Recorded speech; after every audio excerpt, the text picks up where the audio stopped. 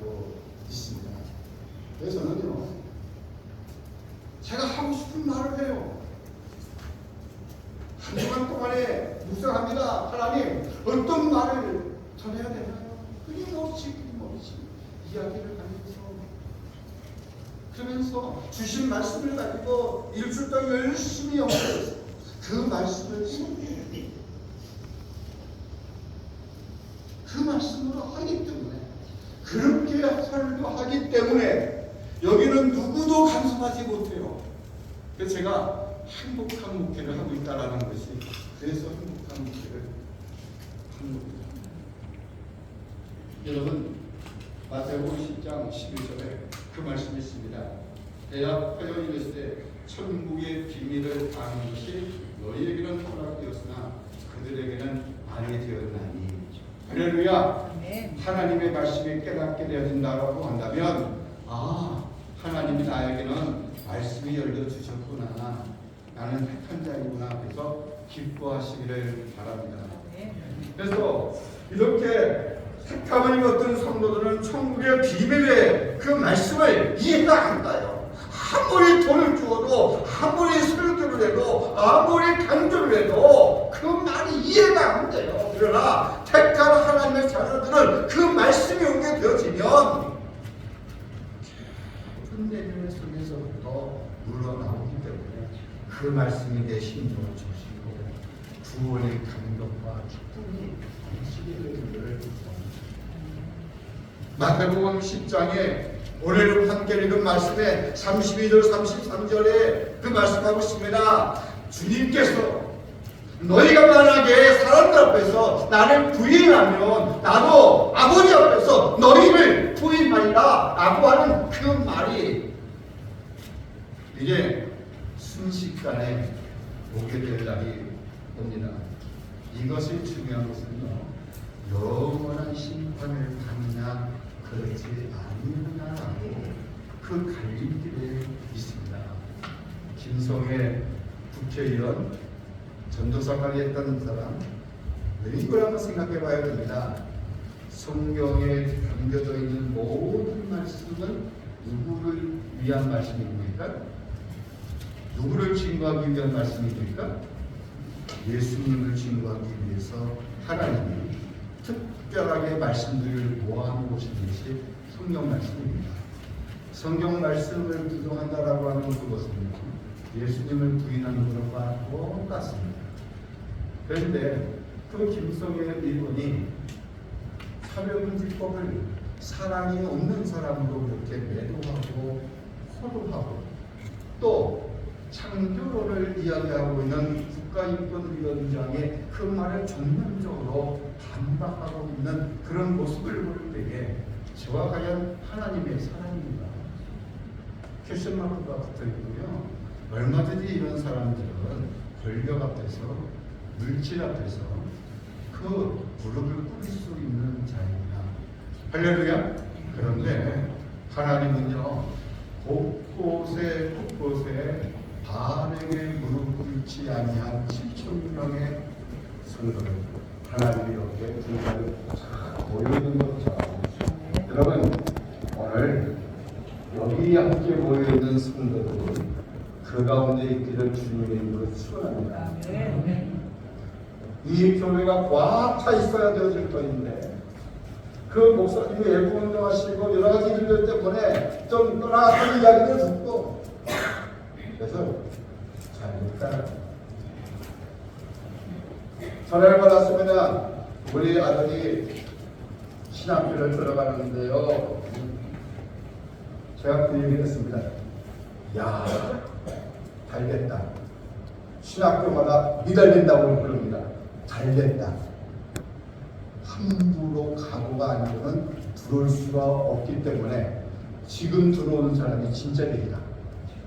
그전에는 하도 그냥 인원이 많아가지고 막 떨어지고 뭐는데, 가짜들이 너무너무 신학교에 많이 들어왔는데 이제는 다 떨어져 나가고 신학교 지원하는 학생들이 몇 명 되지 않는데 저는 다 지원, 저는 다 합격, 몇 명 되지 않는 신학생이지만 야, 이거 제대로 되어진 사람이 오고 있구나.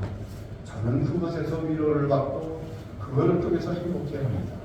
오늘 갈 사람들은 가게 되어지고 하나님이 시험과 환난이 나가는 그 바람을 불 때에 축적에서는 싹 날아가 버리고 남아있는 사람들 그 속에 하나님의 말씀으로 꽉 채워진 사람들은 바람이 분다 할지라도 날아가지 아니하고 견딜 수 있다라고 하는 그것에 희망이 있고 기쁨이 있습니다.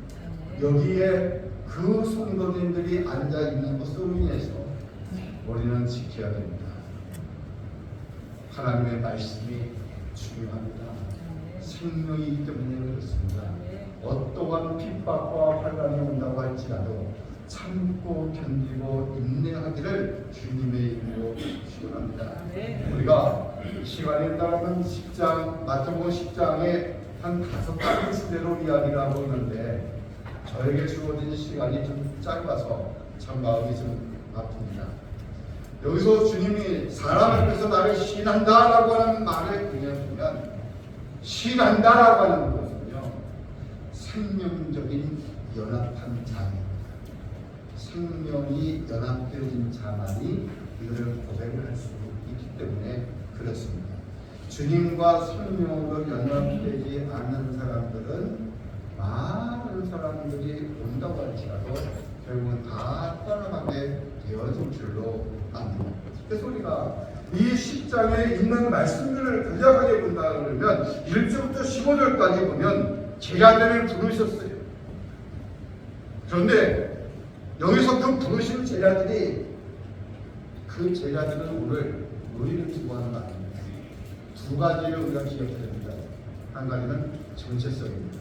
하는 누구냐? 그 정체성을 잃어버리는 순간에 배도하는 순으로 가버리게 될 겁니다. 또 이 시대에 우리가 무엇을 해야 될 것인가? 나에게 주어진 그 사명이 있다라고 하는 내가 여기 지금 존재하고 있다라고 하는 그것은 왜 하나님이 나를 여기까지 두게 하시는가라고 하는 그 뜻이 부르시는 목적이십니다. 그거를 잊지 말기를 주님의 이름으로 축원합니다. 제자들을 불러서 70인 동안을 다 보냈습니다. 그랬더니 제자들이 신나서 왔습니다. 선생님, 우리가 가서 전도하고 기도하니까 사단이 떠나가더이다. 주님이 하신 말씀이 있습니다. 사단이 떠나가는 것으로 즐거워하지 말고 너희의 이름이 생명책에 기록되어진 것으로 인하여 기뻐하라. 우리가 이 땅에 사는 동안에 어떠한 업적을 많이 이루었다라고 우리가 자랑하지 마시기 바랍니다. 내가 하나님의 내 이름이 생명책에 기록되어 있다. 성경책에 기록되어진 이름이요, 이거는 견본입니다. 샘플입니다. 대표성을 갖고 있는 이름입니다. 그러나 주님이 가지고 있는, 하나님이 가지고 있는 생명책에 우리의 모두의 이름들의 행적들이 다 기록되어져 있다라는 사실을 기억하기를 주님의 이름으로 축원합니다. 또 한 가지로 보면요, 이제 16절로 23절을 보면 예수님에게 따르는 자에게는 많은 핍박과 환난이 공개될 것이라고 말씀하고 있습니다. 22절에 보면 너희가 내 이름으로 말미암아 모든 사람에게 미움을 받을 것이나 끝까지 견디는 자는 구원을 얻으리라. 현실로 다가오고 있습니다. 우리 목사님이 이렇게 구원을 안 하셨으면 그런지 와, 자, 이거 목사님 앞으로 운다하는 동안에 좀 은퇴하실 때까지도 편안하게 좀 안식을 드리면서 좀 경쟁이 여기도 드리시면서도 할 수도 있는데 그렇게 하다 보니까 저희들 떠나가게 되고 그걸로 인해서 재정적인 압박이 오게 되니까 목사님 생활도 어렵게 되십니다. 그러나 그 핍박은 예견되어져 있기 때문에 그래도 우리는 견뎌야 되어줄 줄로 압니다. 조롱받는 일들도 많이 있습니다. 예수 믿는 것 때문에 그래도 참아야 됩니다. 또 그렇습니다. 24절 33절을 보면 내가 누군지 아냐? 나는 나를 알면 두려워할 이유가 없다. 28절에 몸은 즐겨도 영혼은 능히 지니지 못하는 자들 두려워하지 말고 오직 몸과 영혼을 능히 지옥에 면하실 수 있는 자를 두려워하라. 정부를 두려워합니다. 권력자를 두려워합니다. 두려워하지 마시길 바랍니다. 두려워하지 않는 사람들이 주님의 이름을 부르게 되고 주님의 이름을 부인하는 가능성 때문에 그렇습니다. 사람들은 마치 살아가는 것이 하루살이 인생과도 같습니다. 하루아침에 죽는 사람들이 얼마나 많이 죽는지 아십니까?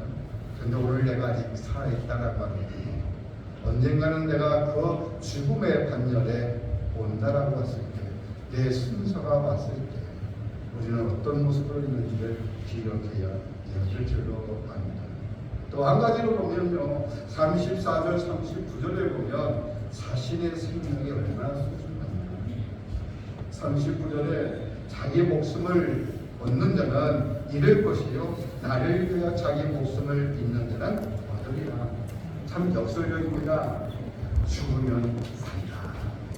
여러분, 주님을 위해서 살 수 있다라고 하는 각오를 가진 자가 주님을 부인하지 않을 수 있습니다. 세상을 두려워하기 때문에 권력 앞에 묻는 이들이 얼마나 많은지. 우리 성도들은요, 죽음을 통해서 다시 한번 생명을 얻을 수 있다라고 하는 그 확신 우리는 알고 있는 줄로 압니다. 마지막에 보면 40절 42절을 보면요, 우리 인생에게 주어질 상급을 말씀을 하고 있습니다. 여러분, 이기는 자에게 줍니다. 그런데 궁금히 생각해 보세요. 이기는 자는 그 멸종을 얻으리라. 이기는 자는 멸종을 얻으리라. 승리할 이기는 자. 그러면 싸움이 있기 때문에 이기는 자라는 말이 써있지. 오늘 우리 현실에서 우리는 그 진리를 위해서 악과 싸우기 때문에 우리는 그 싸움에서 끝까지 있는 자가 마지막에 상급을 받을 수 있다고 말씀을 하고 있습니다. 지난번 프랑스 파리에서 올림픽이 열렸습니다. 여러 가지 상징적인 모습을 보여주고 있습니다. 그런데 그 파리 올림픽은요, 이제 전면적으로 기독교를 배척하기 위한 신호탄이다라고 해도 과언이 아닙니다. 그리고 새 세상 생활의 도래, 무엇인가 나라를 뒤엎고 새로운 나라의 도래를 악한 사단이 역사하고 있는 그 나라의 도래를 마치 선포하는 것과도 같습니다. 그것이 끊임없이 오게 되어질 때에 우리는 그럼에도 불구하고 마지막 때가 가까울수록 떼어 근신할 수 있는 자가 되어야 한다고 저는 말씀을 드리고 싶습니다. 제가 지난 4월 달에 와서 광주에 가서 제가 설교를 했습니다. 광주에 5.18 있었던 전남대학교 독성 앞에 있는 어느 교회에서 제가 설교했습니다. 미국에서는 이렇게 하고 있는데 차별금지법 막아야 된다. 거기서는 제가 얘기를 했어요. 민주당에서는 지금 차별금지법을 이렇게 통과시키려고 하는데 제가 그냥 광주 한복판에 가서 민주당이 행하고 있는 걸 참 말하기가 좀 그렇더라고요. 그래서 미국에서 하고 있는 일들을 빗대어서 이야기를 좀 한 적이 있습니다. 차별금지법 나가야 됩니다. 차별금지법이 통과되어지는 순간에 껍데기로 있는 교회는 우아하게 있겠지만 그걸 반대하고 하나님의 말씀을 지키려고 하는 교회들은 아마 이제 지하로 내려가야 될 줄로 압니다. 여러분, 그런다고 할지라도 두려워하지 마시기 바랍니다. 마지막 때까지 주님의 이름을 부인하지 않냐고 승리할 수 있는 저와 여러분들 되어지를 주님의 이름으로 축원합니다. 끝까지 하나님의 말씀 끌고 달려갈 수 있는 여러분들에게 하나님의 놀라운 축복이 있기를 주님의 이름으로 축원합니다. 기도하겠습니다. 하나님 아버지, 어떠한 환란이 임하지 않아 말씀을 지키는 자가 될 수 있도록 주님 역사하여 주옵소서. 성령님 도우셔서 끝까지 승리할 수 있도록 인도해 주시옵소서. 우리 목사님과 함께하고 있는 스태프와 우리 사랑하는 모든 교우들에게 오직 주님의 말씀의 능력으로 힘입어 주시옵소서. 감사하고 예수님의 이름으로 기도하옵나이다. 아멘.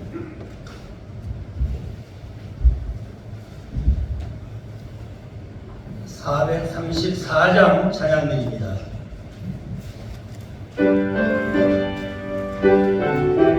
일절만 부르겠습니다.